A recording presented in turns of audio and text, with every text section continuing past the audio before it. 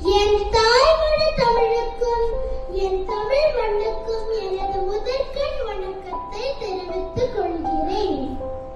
நான் மகாகவி பாரதியார், பத்திரிகையாளர், கவிஞர், சுதந்திர போராட்ட தியாகி என பன்முகம் கொண்டவன்.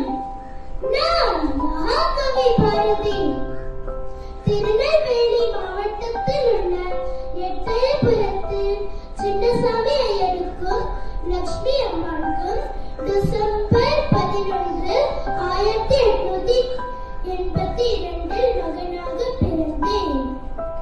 நான் மகாகவி பாரதி தமிழ் மட்டுமின்றி ஹிந்தி, சமஸ்கிருதம், ஆங்கிலம், வங்காளம் என போன்ற பிற மொழிகளிலும் புலமை பெற்றதால்தான் யாமறிந்த மொழிகளிலேயே தமிழ் மொழி போல் இனிதாவது எங்கும் காணோம்.